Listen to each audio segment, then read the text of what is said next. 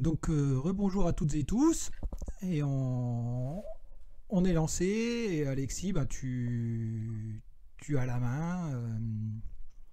Ah, super. Bonjour Alexis, bonjour à tous. Du coup, j'ai la main. Ouais, ok. Donc, l'idée, c'est que dans l'espace de chat, vous posiez différentes questions, ben, voilà, comme l'a expliqué Alexis en préambule, sur l'intuition, sur les usages de l'intuition, sur le développement de l'intuition, enfin voilà, sur tous ces sujets qui nous passionnent tous. Et voilà, on répond, hein, voilà, on est là pour ça. Donc, oui, c'est dommage que peut-être que Marie-Estelle va arriver en cours de route.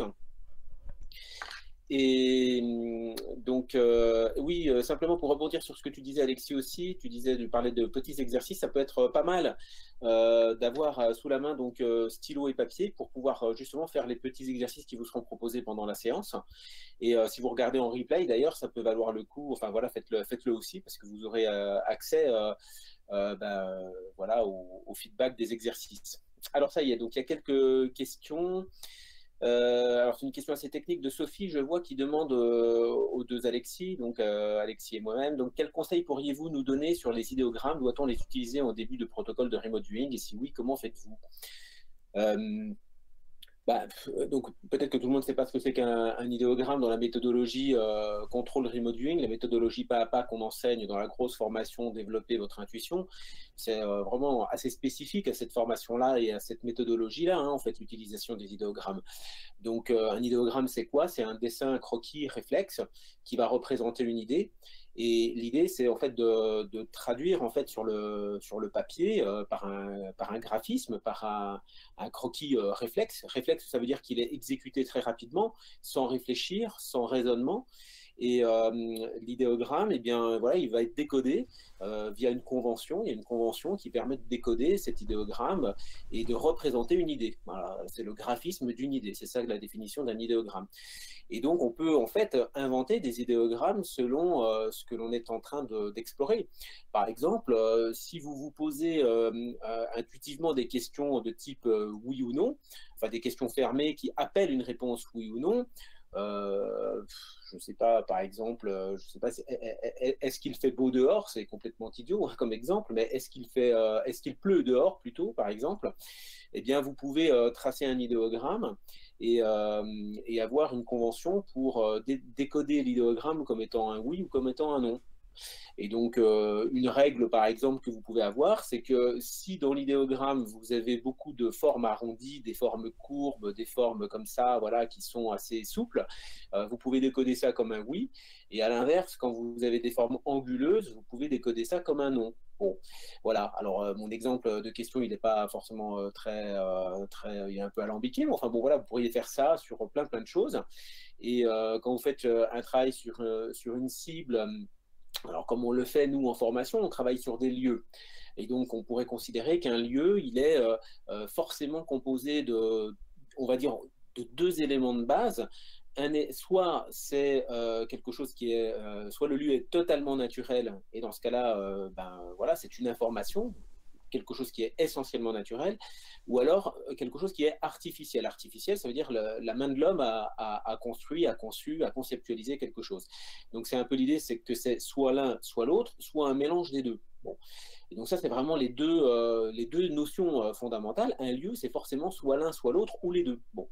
Mais en fait, vous pourriez en avoir d'autres avec, par exemple, des idéogrammes qui vont indiquer une présence humaine, des idéogrammes qui vont indiquer l'idée que quelque chose de biologique se trouve là, de vivant, ou qu'il y a un flux qui est en déplacement. Vous voyez, l'idée de quelque chose qui se déplace. Par exemple, une chute d'eau, c'est à la fois naturel, c'est aussi une présence d'eau liquide et c'est aussi l'idée d'un flux.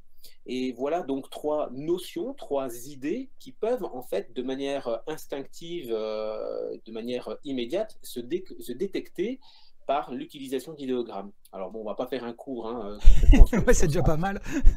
C'est déjà pas mal. Ouais, ouais. C'est déjà pas mal, ouais. Ouais, ouais. Et Donc, en fait, je suis un peu éloigné de la question d'ailleurs, hein, donc, mais c'est une bonne entrée en matière en fait, parce que la question c'est ça, c'est est-ce qu'on doit toujours utiliser en début de protocole? En fait, c'est l'idée que oui, enfin, c'est pas une obligation en fait d'utiliser les idéogrammes, mais disons qu'en tout cas l'idée c'est que l'intuition, quand elle se manifeste toujours à travers le corps pour commencer. C'est par le corps que tout commence. Et donc une bonne façon finalement d'écouter cette intuition qui se manifeste dans le corps, c'est effectivement d'utiliser le mouvement réflexe, le corps, l'intuition du corps au travers de la production d'un idéogramme. Voilà. Bon, après, il faudrait un peu développer pour aller un peu plus loin là-dedans. On enchaîne peut-être sur une autre question. Ouais. J'ai le droit de prendre? Ah bah oui, bien sûr, vas-y. Hein. Je rigole. Ah oui, c'est une qui est déjà revenue 2-3 fois. Alors peut-être que c'est toujours le même David. Alors je vais répondre. Voilà, en 2 phrases, c'est facile. Le projet Stargate a été abandonné aux US. Pensez-vous ou avez-vous intuité pour savoir s'il existait en fait un nouveau projet en cours par le gouvernement? Bon, je pense aux US. Oui, alors Stargate, c'est pas un projet d'ailleurs, c'est un ensemble. On appelle ça un programme, c'est même un ensemble de programmes. C'est plein, il y a plein de branches. Ça a duré grosso modo 2 décennies, enfin 23 ans même, de 1972 à 1995.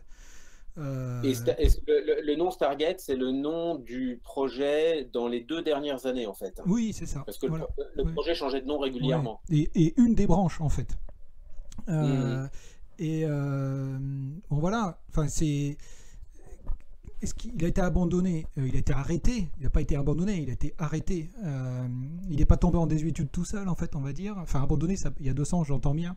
Mais il a été arrêté parce que c'est le Sénat américain qui l'avait créé et qui l'a arrêté, tout simplement. Il a été arrêté pour plein de raisons. Hein. C'est très complexe, mais les 2 raisons majeures, c'est que ça avait fuité énormément. Donc un programme secret qui a fuité, vous l'arrêtez, en fait. Vous dites que vous l'arrêtez. Et puis... parce que y a des considérations religieuses. En France, ça nous paraît bizarre, mais aux États-Unis, il y avait ça. Politique, militaire, renseignement civil, enfin bon, voilà. D'ailleurs, petite parenthèse, Stargate, on croit souvent que c'est un programme militaire. Ce n'est pas un programme militaire. Il y a des parties qui sont financées et des applications militaires, mais c'est loin d'être que ça. Par ailleurs, pour répondre à la question, il y a plein d'autres programmes en fait qui existaient à la même époque, qui étaient plus ou moins dépendants de Stargate, et depuis il y en a plein d'autres. Si vous allez sur le blog d'Iris et vous regardez un article qui a été publié en avril 2017, qui est la traduction d'un article, je ne sais plus, peut-être du Washington Post ou New York Times, enfin bon, un article passé aux États-Unis dans un journal, vous verrez qu'en fait il y a plein d'autres programmes qui utilisent l'intuition en termes d'application ou en termes de recherche. Alors c'est toujours de la recherche et de l'application, des programmes avec des militaires ou pas en fait. Il y a énormément de choses et on parle souvent de Stargate, mais en Union soviétique il y avait exactement les mêmes programmes. En Inde il y en a eu, en Grande-Bretagne il y en a eu. Bon voilà, je crois que j'ai répondu. À toi. Bon, une question de Julien, en fait, qui pose la question comment intuiter sur une personne? Et donc, quelles sont les questions types à se poser? Et même chose pour un objet. J'ai envie de dire d'ailleurs que c'est plus facile d'intuiter sur un objet que sur une personne. Mais pour répondre à la première question, donc comment intuiter sur une personne, l'intuition, en fait, quand on fait un travail intuitif, donc sur une thématique ou on va dire sur une cible, ça va toujours, si vous voulez, du basique au plus compliqué, du simple au plus complexe, de l'élémentaire vers le plus sophistiqué. Et quand on fait la description d'un individu, souvent, en fait, un individu, c'est quand même très conceptuel, si vous voulez, de par sa personnalité, son caractère, et puis aussi de par les activités, finalement, que réalise un individu, a priori. Et quand vous faites un travail intuitif sur une personne, une bonne astuce que je partage comme ça peut être pendant une fraction, enfin pendant quelques instants, de mettre de côté la personne à proprement dite et de vous dire ok, je vais commencer simplement par prendre un décor. Et je vais prendre un décor qui est caractéristique pour cette personne. Vous voyez, vous mettez votre intention sur un décor en considérant que c'est un décor qui est important pour la personne. Et vous allez d'abord vous attacher à décrire ce décor. Parce que vous allez faire comme ça une description physique basique, ça va vous permettre, entre guillemets, de vous connecter, si vous voulez, à la cible. Et une fois que vous êtes dans la perception de ce décor, une fois que vous êtes, je dis branché, encore une fois, ce terme n'est pas toujours adéquat, mais une fois que vous avez établi le lien, en quelque sorte, avec le décor, vous pouvez, un petit peu comme si vous étiez le réalisateur du film, en fait, finalement, vous dire, OK, maintenant, je prends le personnage qui m'intéresse et je le mets dans ce décor. Et puis, en fait, naturellement, vous allez le voir évoluer. Et donc, soyez un peu spectateur finalement de ce qui se passe. Cherchez pas à trouver qui c'est, ce qu'il fait, etc. Mais observez simplement comment, en fait, finalement, cette personne interagit avec le décor. Et des informations vont venir. Et c'est une bonne façon, je dirais, d'être dans la posture de la description, toujours. Hein, c'est hyper important que vous soyez pas dans l'identification de qui c'est, mais dans la description de ce que fait la personne ou de comment est la personne.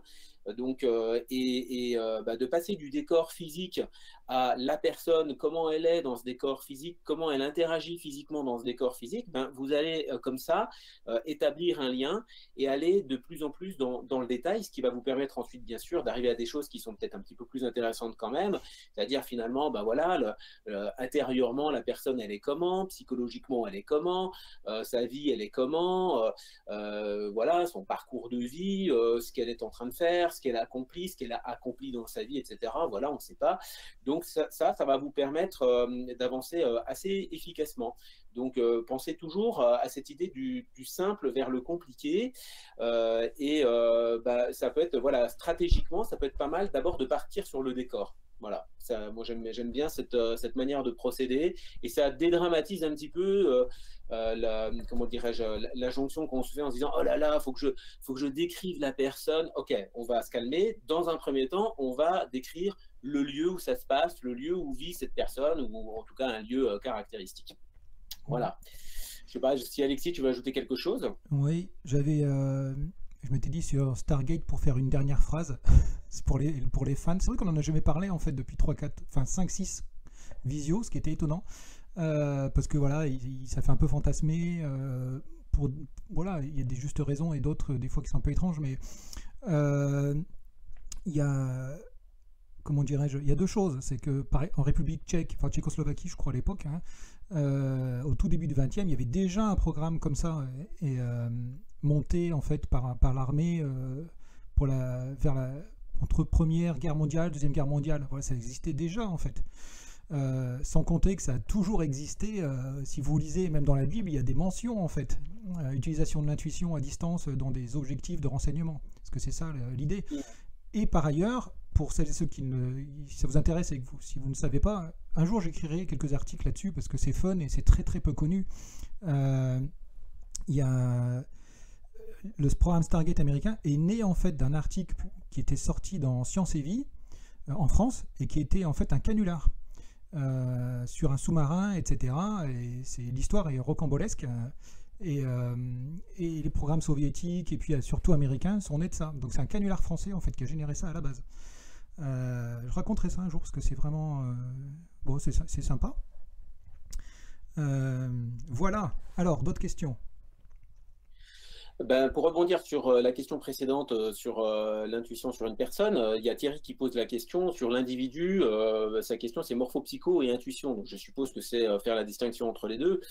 Et oui, pour nous, dans notre définition de l'intuition, effectivement, ça ne peut pas être du tout la même chose. Quand on fait un travail intuitif, si on veut vraiment voir l'intuition se manifester, la règle de base, c'est de partir sur un travail intuitif en aveugle, qui va consister en fait, à n'avoir aucune information préalable sur la personne sur laquelle on est en train de faire le travail intuitif. Donc, si on n'a aucune information, c'est que on n'a, par exemple, aucune photo de cette personne ou aucune représentation physique de cette personne. On n'a même pas le prénom. En fait, on n'a rien. On n'a rien. On a juste une seule information, c'est le fait que c'est une personne. Concrètement, dans le dispositif, comment on peut s'y prendre? Ben, nous, quand on travaille en stage sur des formations comme ça et qu'on a ce genre de travail-là, on prend, mettons, une représentation de la personne, une photographie, par exemple, typiquement, enfin, quand il y en a, parce que la photo, ça existe depuis la fin du 19e siècle, et donc il y a évidemment, le monde a connu une foultitude de personnages qui n'ont pas du tout de représentation en photo. Donc, on va prendre, mettons, je sais pas, moi, on prend le nom de quelqu'un, on va mettre ça dans une enveloppe, et puis on donne ça donc à la personne qui intuite. La seule info qu'elle a, c'est évidemment que l'information, c'est une personne, et vas-y, déroule, qu'est-ce que tu peux dire sur ça? Voilà, qu'est-ce que tu peux dire sur ça? Donc, il n'y a pas de morphopsychologie qui intervient là-dedans, c'est pas possible. Et voilà, et la morphopsychologie, ben, c'est une forme je sais pas, j'allais dire une forme de perception, c'est pas de la perception, mais en fait, c'est un travail déductif, c'est un travail de raisonnement qui consiste à interpréter des formes géométriques du visage, des postures. En fait, on est dans une analyse, c'est un travail analytique de formes géométriques, il y a là-dedans aussi tout ce qui touche au non-verbal, donc toute la communication verbale, non-verbale, la posture, etc. Donc tout ça, c'est assez étudié en fait depuis le milieu du XXe siècle.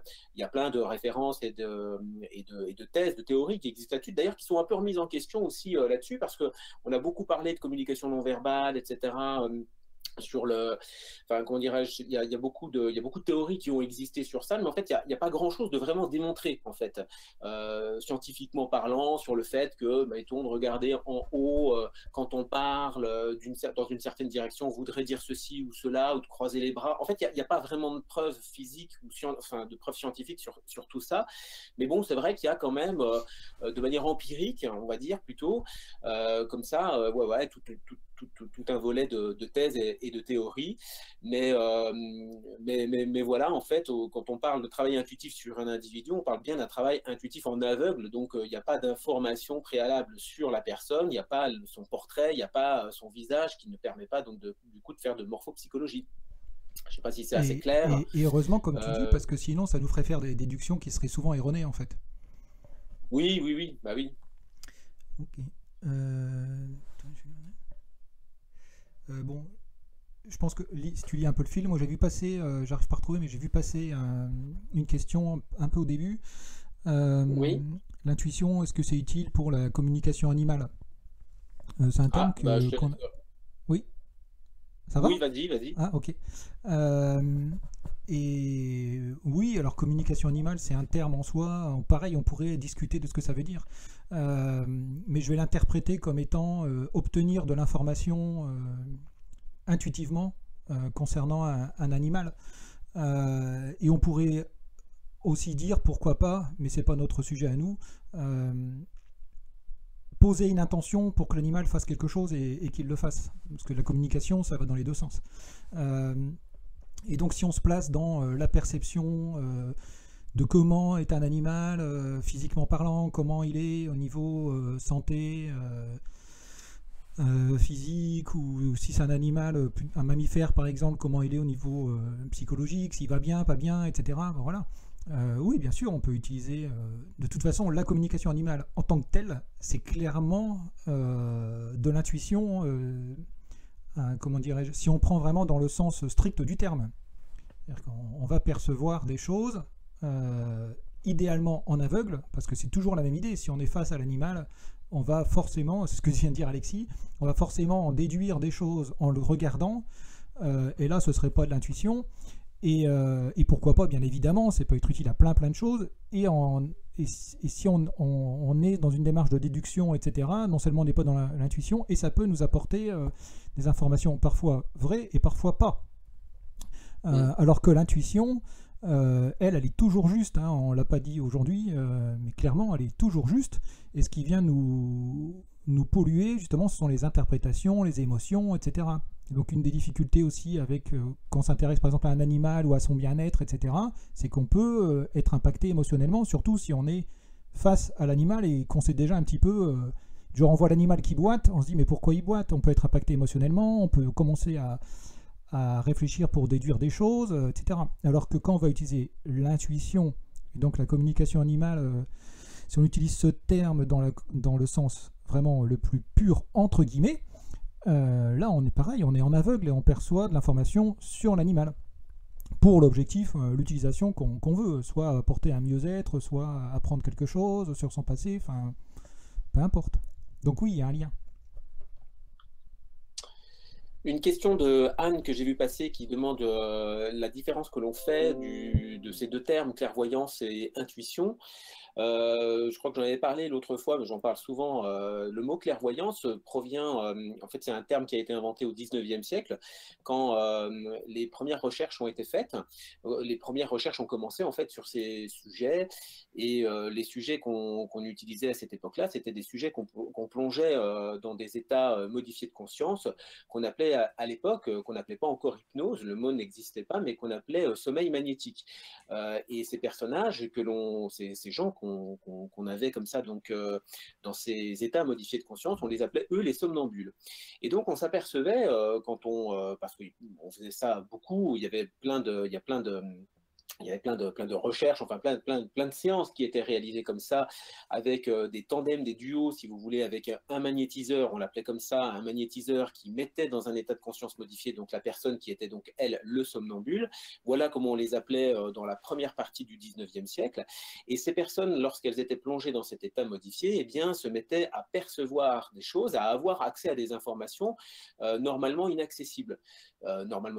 Donc concrètement, par exemple, eh bien, percevoir le contenu d'une enveloppe fermée, percevoir ce qu'il peut se trouver dans une autre pièce, alors que on peut techniquement, par ses cinq sens, rien voir du tout.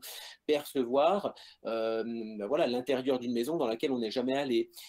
Et donc, on s'est rendu compte, si vous voulez, que dans cet état-là, voilà, certaines personnes ont accès à des informations et le phrasé, la manière de s'exprimer de ces gens était très souvent finalement par l'utilisation du verbe voir. Je vois que dans la pièce à côté, il y a monsieur machin qui fait ceci. Je vois que dans l'enveloppe, c'est ceci, c'est cela, il y a ceci, il y a ceci, il y a cela. Et donc, c'est le terme voir, parce que dans la langue française, on dit souvent je vois, et parce que c'est surtout aussi un sens, en fait, tout simplement, parmi les cinq sens, c'est le sens qui est le plus employé, c'est le sens le plus utilisé, qui est surutilisé même d'ailleurs. Et donc, par abus de langage, si vous voulez, cette perception d'information, parce que c'est beaucoup plus juste de parler de perception d'information, elle était souvent décodée et exprimée, si vous voulez, avec le verbe voir, je vois ceci, je vois cela, etc., etc. Et donc, c'est ce qui a donné, si vous voulez, cette idée aux premiers chercheurs qui étaient les observateurs de ces phénomènes, cette idée qu'on avait affaire là à une capacité qui était effectivement assez visuelle, sans doute. Et on a commencé comme ça à parler de clairvoyance. Le mot clairvoyance vient de là parce que tout apparaissait comme s'il s'agissait d'une vision supérieure, une vision qui permet de voir clair, qui permet de voir au-delà. On disait aussi voir dans les corps opaques, lire dans les corps opaques, si vous voulez. Voyez, donc on parlait bien de quelque chose qui est effectivement assez visuel. Mais en vérité, quand on explore et les recherches qui ont été menées par la suite, donc à la fois dans le courant du 19e siècle, mais aussi tout au long du 20e siècle, on a bien compris qu'en vérité, cette perception d'information, elle est en fait globale et elle est à l'échelle de tout le corps.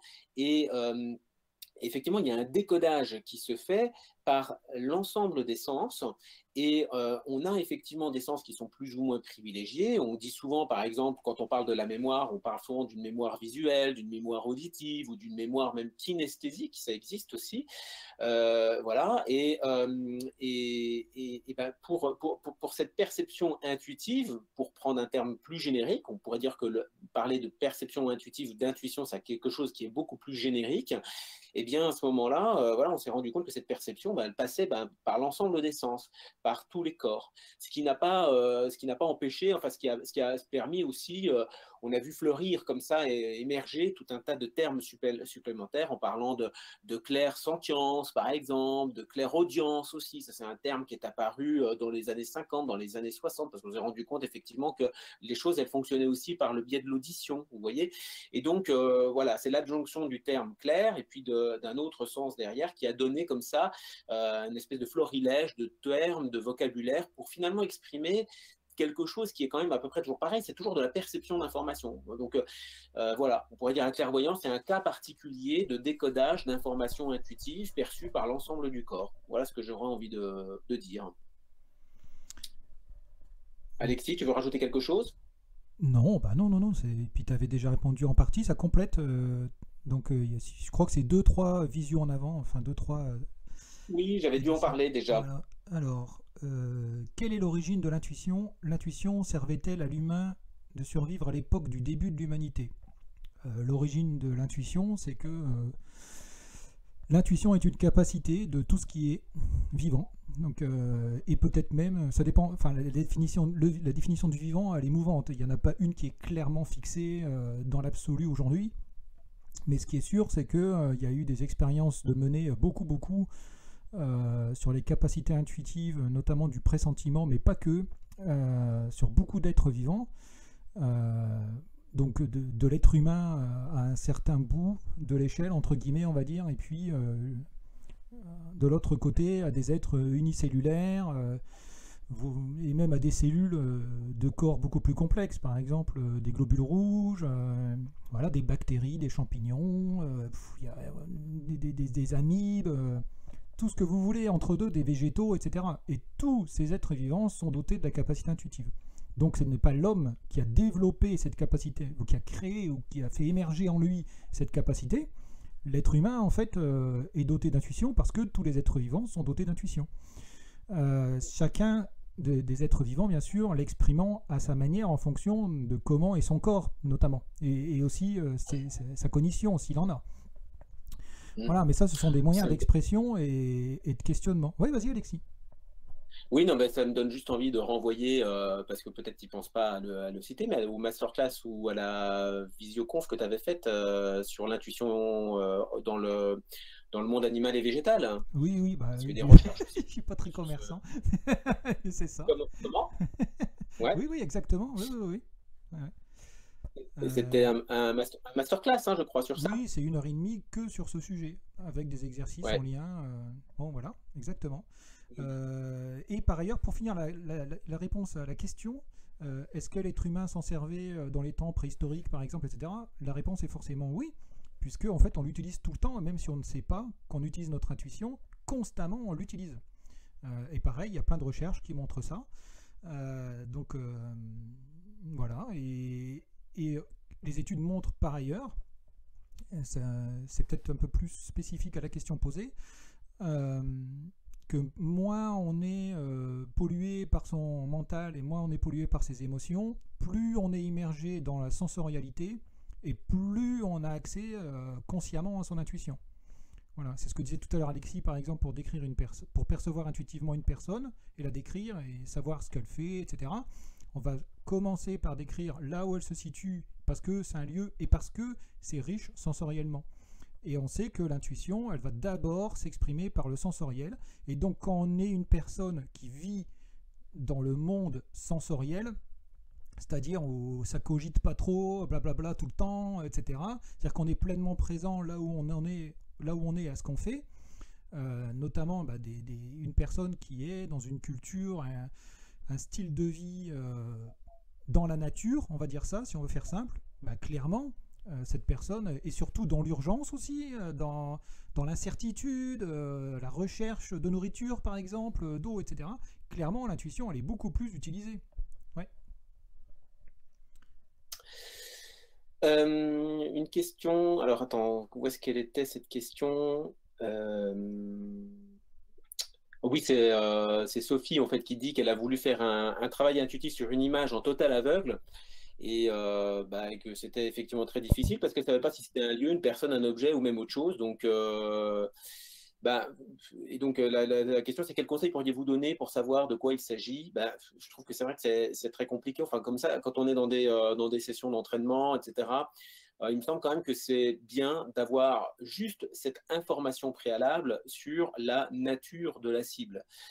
Si vous partez vraiment en total aveugle, si j'ose dire, en ne sachant pas la nature de la cible, je trouve que c'est plus compliqué, et surtout quand on est dans un travail en solo, si vous n'avez pas un moniteur à la rigueur qui lui peut connaître quand même la nature de la cible, c'est tout de suite c'est plus chaud, hein, c'est vraiment plus difficile. Ça nécessite d'avoir de l'entraînement et puis de piger, en quelque sorte, de comprendre au fur et à mesure que l'on avance dans la session, au fur et à mesure qu'on amène des informations intuitives, de s'apercevoir, de réaliser, de conscientiser que, ok, là, ce que je suis en train de raconter, je parle d'un objet ou je parle plutôt d'un lieu qui peut d'ailleurs contenir plusieurs objets, hein, ou alors je suis en train de parler d'une personne. Évidemment, en fonction de la nature des informations qui arrivent, on peut finir par se dire ok, bon, ça ressemble plutôt à ça comme type de cible. On peut y arriver quand même, bon, bien sûr par l'entraînement.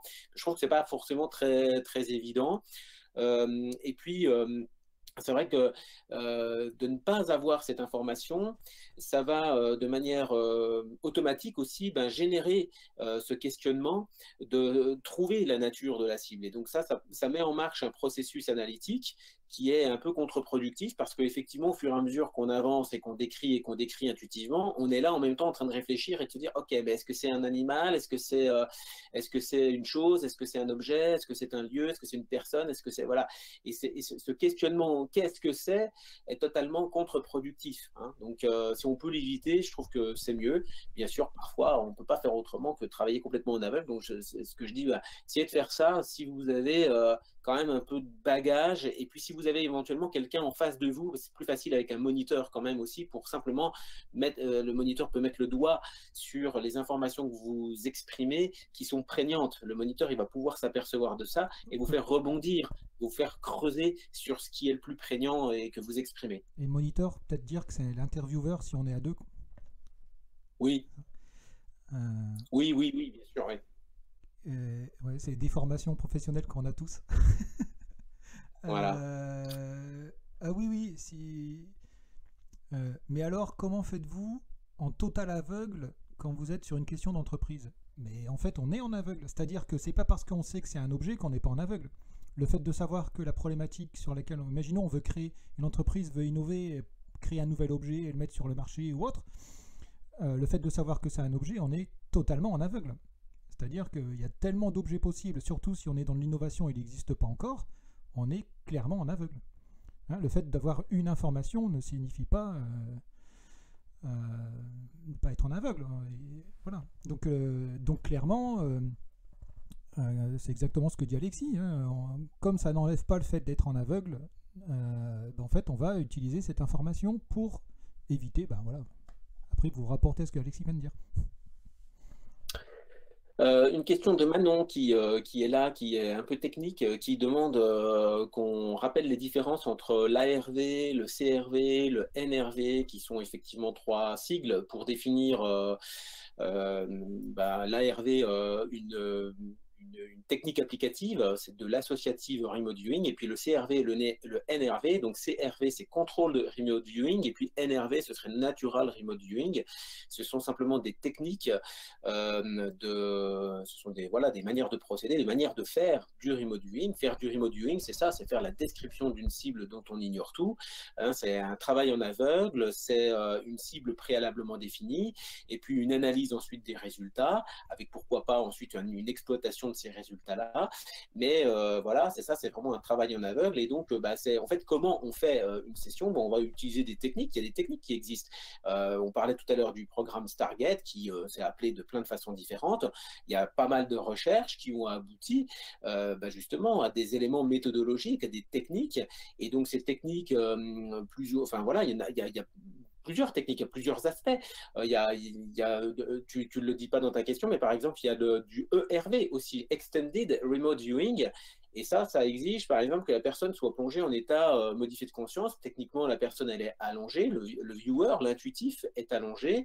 Et puis, en fait, c'est exactement le dispositif dont on parlait quand je parlais, moi, de mes somnambules du 19e siècle. C'est exactement ça, hein, d'une certaine façon. C'est la personne dans un état modifié de conscience qui va, en fait, décrire ce qu'elle perçoit, interrogée par quelqu'un qui va lui poser des questions sur un sujet dont elle ignore tout. Elle est aveugle à la cible, elle est aveugle au sujet sur lequel elle travaille. Bon, voilà, donc c'est des protocoles, en fait, c'est des manières de travailler. Le CRV, ce qu'on pourrait dire simplement sur le CRV, c'est le control remote viewing. C'est une méthodologie qui a vraiment été conçue pour être enseignée. Pour être enseignée, voilà, dans le cadre d'un programme militaire. Donc c'était vraiment cet objectif-là, former des gens à ça.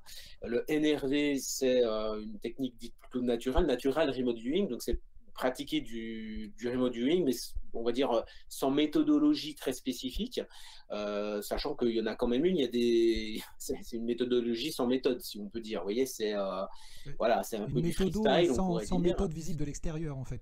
C'est ça. Toute la méthode est dans la tête et on la voit pas vue de l'extérieur. C'est ça. C'est pour ça que ça a l'air naturel. C'est ça. C'est ça. Ça a l'air, voilà. Là où, par exemple, la pratique du CRV exige, par exemple, papier et crayon, ça exige d'écrire, ça exige de parler et d'écrire, de dessiner même aussi. Il y a des phases à respecter. Enfin voilà, c'est assez protocolaire, ça peut paraître assez scolaire, ça offre un cadre de travail. Le NRV, en fait, tout ça disparaît. Ça semble ne pas exister, mais ça existe quand même, effectivement. Donc c'est comme s'il y avait de la méthode. Voilà. Imaginez par exemple un pianiste qui improvise sur son piano. En fait, c'est pas parce qu'il improvise qu'il n'a pas quand même fait du solfège auparavant. C'est pas parce qu'il improvise qu'il n'a pas quand même connaissance de ses octaves, de ses gammes, et puis de ce que c'est qu'un piano et de comment ça marche un piano, si vous voulez. Voyez, donc il y a quand même de la méthode acquise au fond, hein, bien sûr. Et l'ARV, simplement, c'est une méthodologie qui a été mise en place pour utiliser le remote viewing, à des fins de pronostic. Hein. Par exemple, quand vous voulez pronostiquer, mettons, je ne sais pas moi, une course de chevaux, par exemple, parce que c'est un peu les premiers sujets en fait, de travail pour faire de l'ARV. C'est Stéphane Schwartz qui a mis en place en fait ces protocoles-là. Donc, on est dans le contexte des courses de chevaux. On veut, par exemple, pronostiquer, on veut améliorer les pronostics rationnels, si vous voulez, de l'étude des chevaux et des Kazakhs et des cavaliers. Donc, intuitivement, est-ce qu'on peut utiliser son intuition pour pronostiquer lequel arrive en première position, en deuxième, en troisième? Est-ce qu'on peut classer les chevaux? Est-ce qu'on peut pronostiquer ça par l'intuition?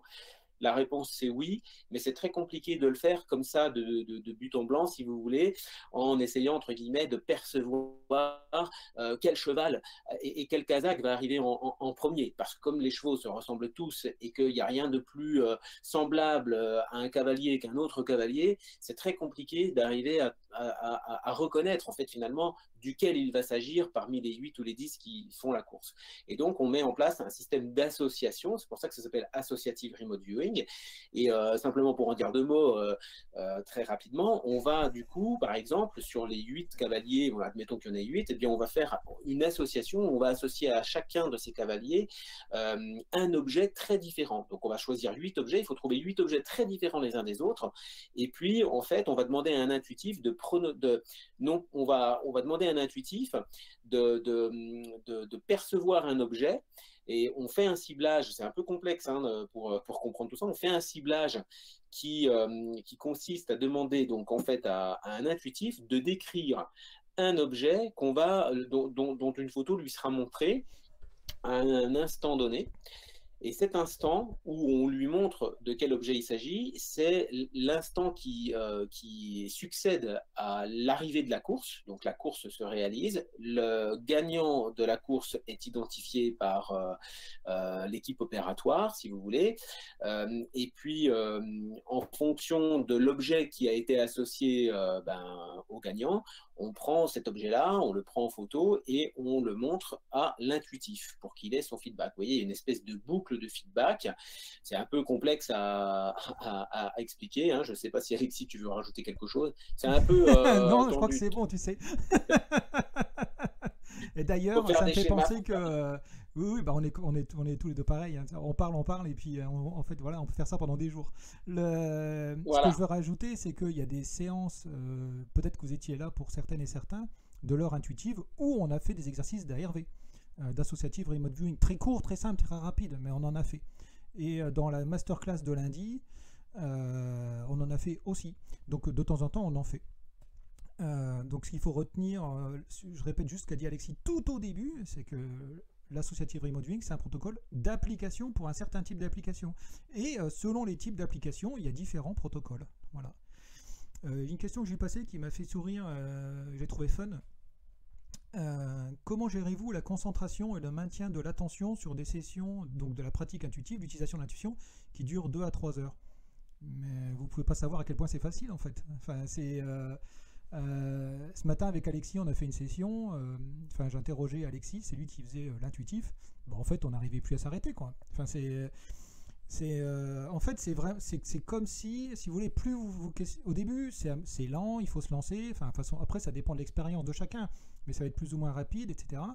Et en fait, la concentration, elle est liée à l'intérêt qu'on porte au sujet. Hein, c'est comme si vous demandiez, bon, je ne sais pas, à un joueur de foot, comment il fait pour jouer au foot pendant 2, 3, 4, 5 heures, ou un musicien, comment il fait pour jouer pendant une journée entière.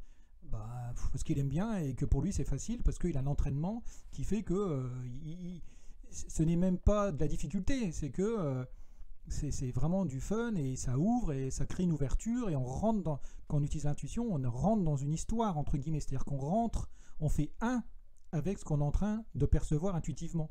Donc forcément, on découvre un monde, quoi. Donc c'est pas spécialement difficile, au contraire.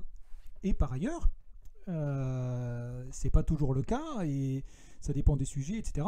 Et aussi, on peut être fatigué pour plein de raisons, on peut en avoir marre pour plein de raisons. C'est comme dans n'importe. En fait, c'est la même chose que n'importe quel domaine, hein. La dynamique, en fait, elle est générée par une alternance question-réponse.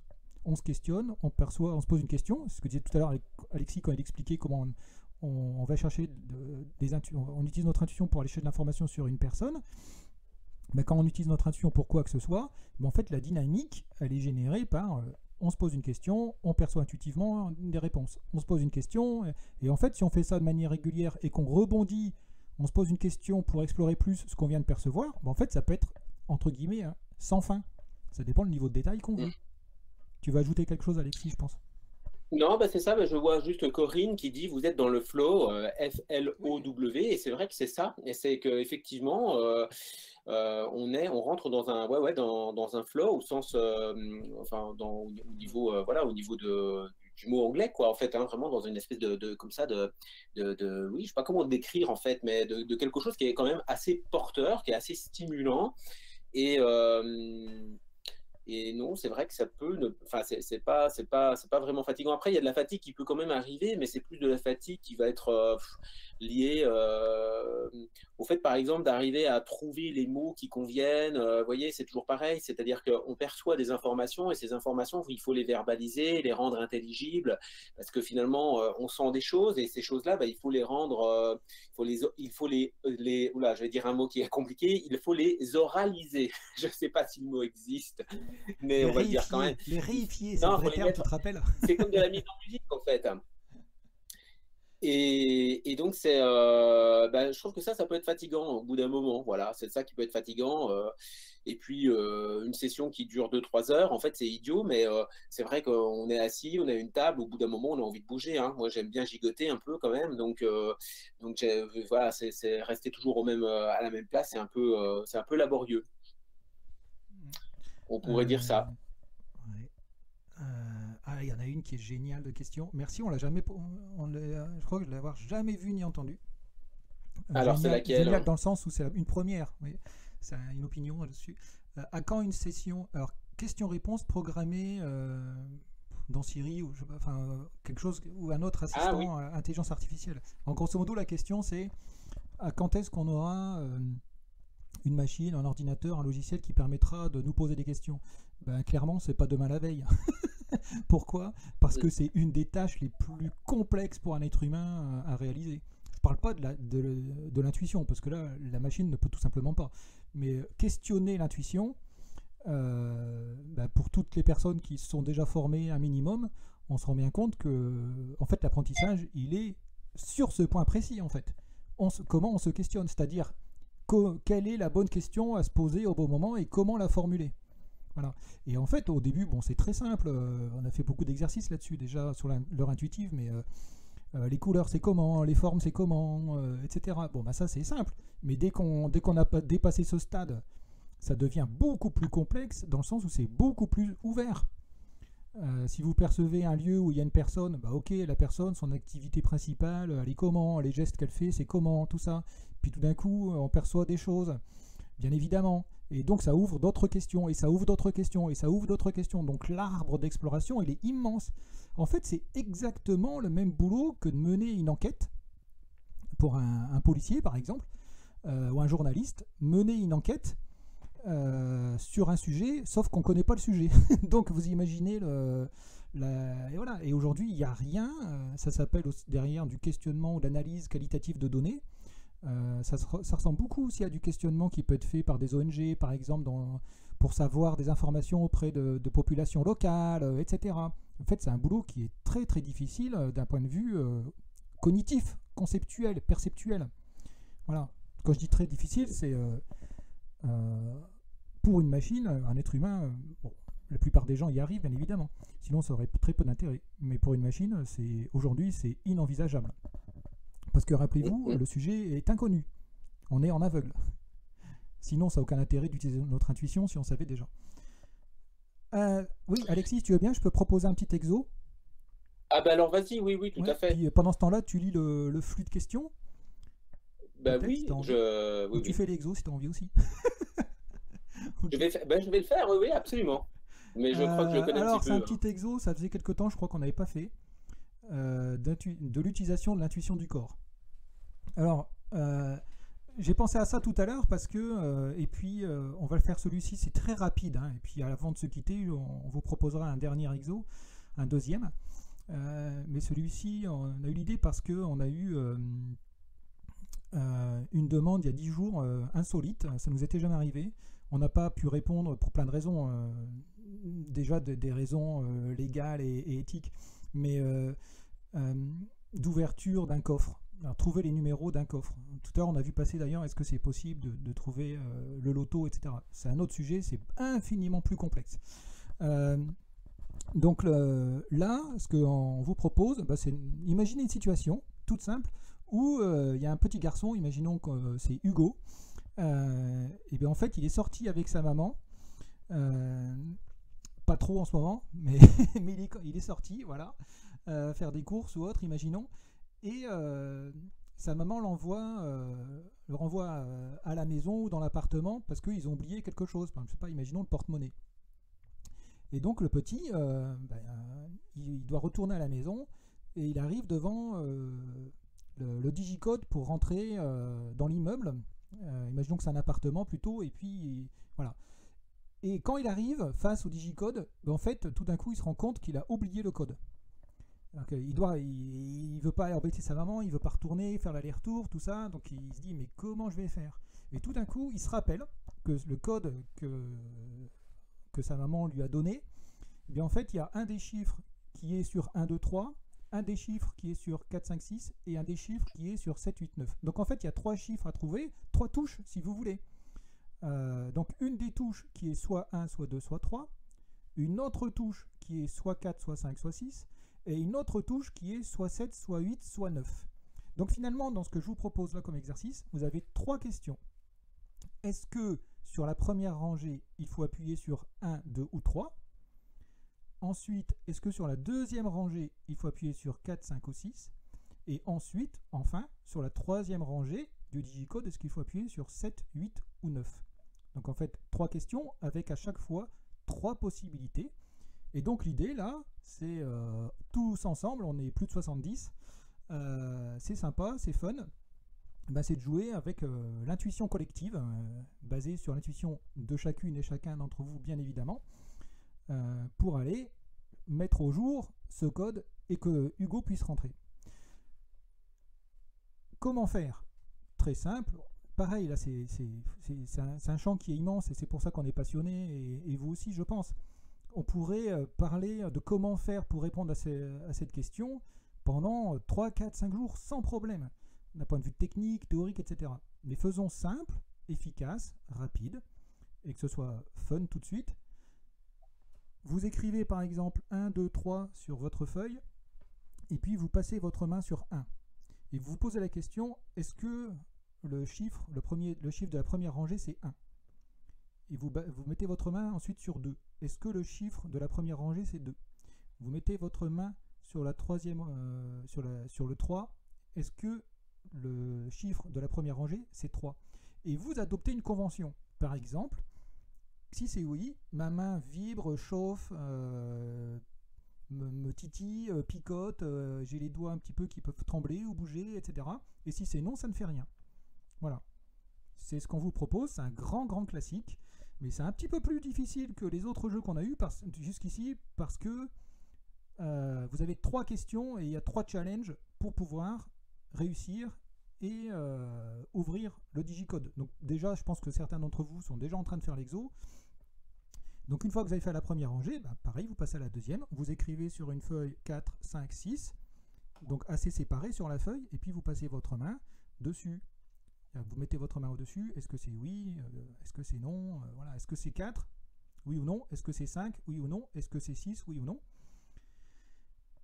J'espère que c'était clair. Et Alexis, oui. est-ce que dans cet exercice, il est question aussi de trouver dans l'ordre dans lequel les chiffres doivent être composés? Alors, question pertinente, mais non. C'est-à-dire qu'on fait simple, on va... comment tu es joueur? Parce que ça démultiplie encore hein, Oui, oui, l'exercice. Hein. oui. C'est-à-dire que là, on sait que la maman, elle a un code qui est que le premier chiffre, il est forcément sur la première rangée. Le deuxième chiffre, il est sur la deuxième rangée. Le troisième chiffre, il est sur la troisième rangée. Voilà. D'accord. Donc là, je vous mets le lien, tac, et vous allez voter. Et de suite, normalement, j'ai ajouté un petit truc contrairement à d'habitude. De suite, vous rentrez en fait vos 3. Vous pouvez même rentrer 2. Ça, c'est une petite astuce que j'ai oublié de donner là tout de suite. J'en suis désolé. Mais si vous avez un doute, imaginons que vous avez sur les 3 chiffres, vous avez un doute, vous n'êtes pas sûr de 1, mais vous hésitez entre 2. Vous choisissez les 2. Ça génère du lâcher prise, c'est favorisant pour vous. Et par ailleurs, on s'en fiche, on est 72. Donc, même si tout le monde ne vote pas, mais je vous invite à le faire, bien sûr, à jouer, à participer, vous pouvez voter 2 fois. Non, mais il ne faut pas écrire sur le chat. Hein. Il faut voter. Si vous écrivez sur le chat, vous polluez les autres. J'en suis désolé de vous dire ça, mais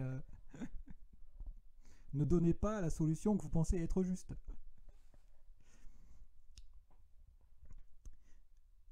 Donc allez-y, et puis ça se fait en 10 secondes. Hein. Vous cliquez. Voilà. Alexis, tu me confirmes que ça marche? Parce que j'ai fait ça Oui, en oui, dernière moi minute. je viens de le faire. Par contre, Oui. est-ce qu'on a le résultat après ou pas? Alors normalement, quand vous cliquez, ça vous dit si c'est bon ou pas, une fois que vous validez en fait. D'accord. C'est la première fois que je Moi, mets... ça m'a donné une... Oui. Moi, ça m'a donné une réponse pour la première, pour la première ligne, mais j'ai pas eu de... Et donc la suite? Si vous En descendez, fait, vous avez les questions suivantes, non? oui, j'ai pas, moi j'ai coché pour les trois d'un coup, hein. Oui, d'accord, ok. Et donc tu valides en fait, je pense. Ouais. Et après, il y avait marqué 100%.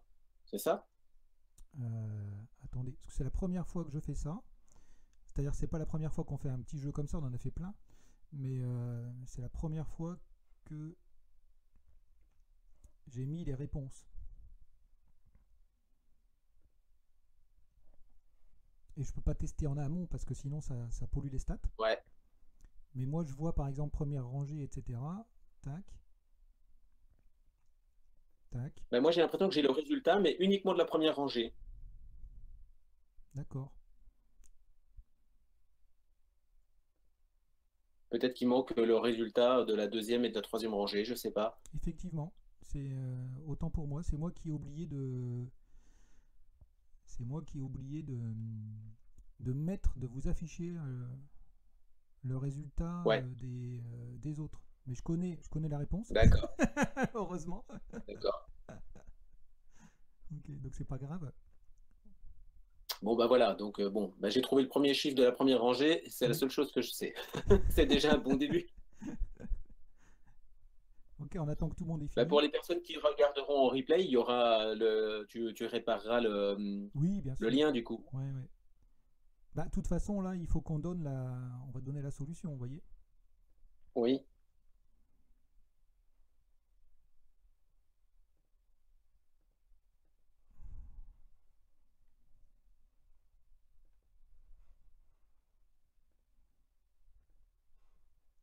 Effectivement.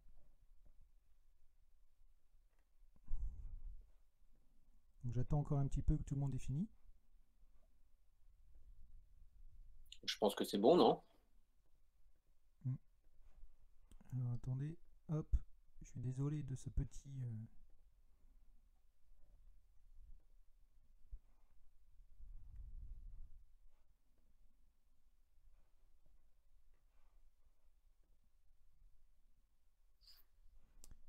Alors je suis obligé de donner, pour les gens qui sont dans le replay, j'en mettrai un autre bien évidemment, parce que là je suis obligé de donner les résultats. Ah bah oui. Hop, je vais regarder les statistiques. Donc maintenant, donc la réponse c'était, si je ne m'abuse, Alexis, c'était bien 1 la première. Oui. Ouais. Après c'était 4 et après c'était 9. Ah, Ok. moi j'avais coché 147. Ok. Donc 1, 4, 9. Oui, c'est ça hein, que je dis. Hmm. Exactement. Et donc là, je regarde ce que vous avez noté. Hop, je suis désolé, c'est un petit peu brouillon cette fois-ci. Et donc, Ah bah tu vois, il y a des bonnes réponses, hein. Monica, elle a trouvé, hein. ouais, ouais. Je ris parce que je regarde et c'est intéressant. Et Donc le 149 a été, c'est le moins choisi. c'est le moins choisi, Oui, 149. ouais. Ah ouais. Donc on est dans ce qu'on appelle de l'intuition négative. C'est-à-dire que on est, si vous voulez, quand on est à l'opposé de ce qu'on cherche. Alors déjà, merci beaucoup d'avoir participé. Euh, bon, c'était un petit peu chaotique cette fois-ci. J'ai mis en place une option, mais que j'ai pas tout à fait maîtrisée. J'en suis désolé. Ça a pu participer au fait que c'était un peu voilà. Donc si vous allez au replay dès demain, vous en aurez un autre et vous pourrez rejouer bien évidemment avec pas les mêmes solutions. Euh, et donc quand on a finalement se pose une question intuitivement parlant et qu'on répond à côté, c'est-à-dire qu'on est significativement vraiment hors de la solution, on appelle ça de l'intuition négative, c'est-à-dire que on voit qu'on a généré de l'intuition, mais pour réaliser quelque chose qui est contraire. Hein, c'est comme si, par exemple, je vais mieux m'exprimer, c'est comme si vous essayez de trouver si c'est pile ou face et vous le faites 50 fois. Normalement, par le hasard, vous y arrivez 25 fois. Et avec l'intuition, on montre qu'on est au-dessus de 25 normalement. Mais parfois, ça peut arriver qu'on soit en dessous du seuil du hasard, c'est-à-dire qu'on soit en dessous de 25. Et là, ce n'est pas normal, non.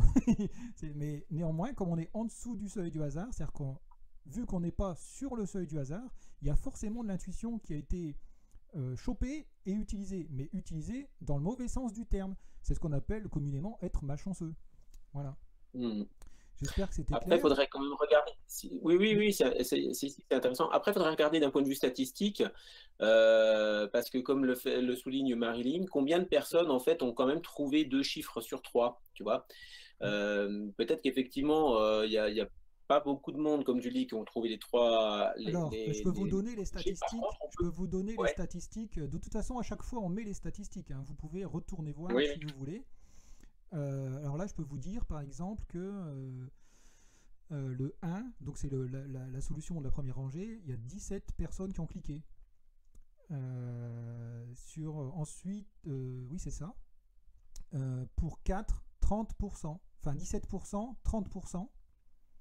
Donc c'est moins, hein, c'est en dessous du seuil du hasard. Hein. 17%, c'est carrément très fortement en dessous. Ensuite, donc je disais, pour la deuxième rangée, 30% qui ont trouvé. Et pour la troisième rangée, 37%. Sachant que 34%, pardon. Sachant que vous avez le droit de voter 2 fois.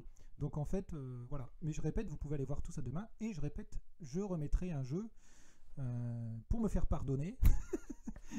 Et puis pour que vous puissiez rejouer aussi demain. Voilà. On avait prévu un deuxième, mais finalement on a fait plus de questions un petit peu plus de questions que d'habitude. Et donc on fera le jeu prévu qui est complètement différent, celui-ci, de description de quelque chose, la semaine prochaine en fait, tout simplement. Voilà.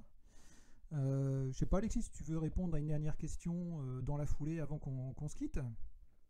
Y a Arnaud qui pose une question, combien de temps, alors je ne comprends pas bien la question, combien de temps met-on en rééduquant son cerveau pour intuiter avec clarté, multiplier les perceptions?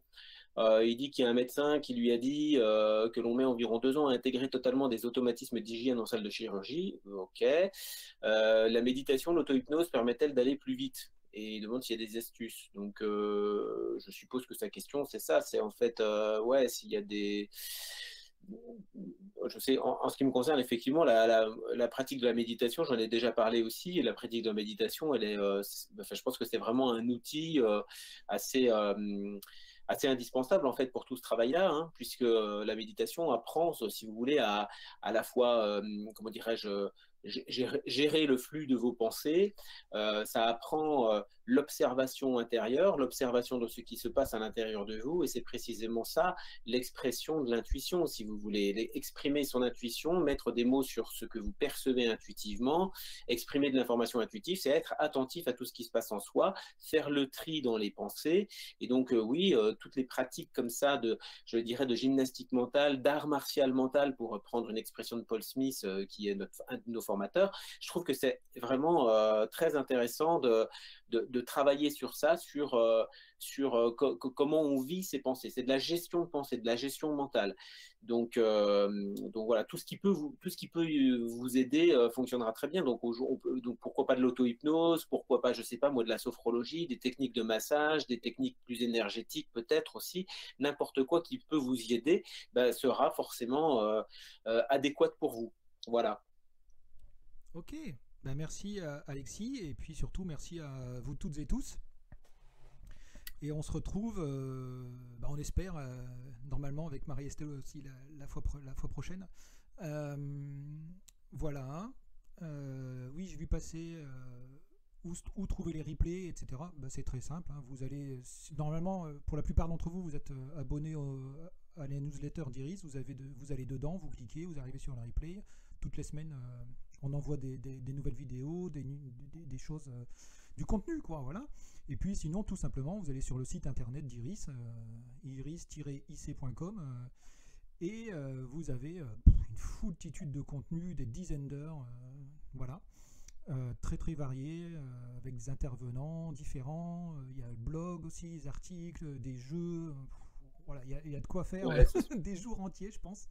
Il y a de quoi s'occuper. Quelques personnes demandent c'est quand la prochaine? C'est dans une semaine, même jour, même heure. D'accord, bon, voilà. Parfait. Et puis dans 2 semaines aussi, même jour, même heure. Bon, c'est super. Voilà. Portez-vous bien tous et toutes. On pense à vous, prenez soin de vous, et puis à la prochaine. Oui. Bonne soirée tout le monde. Salut.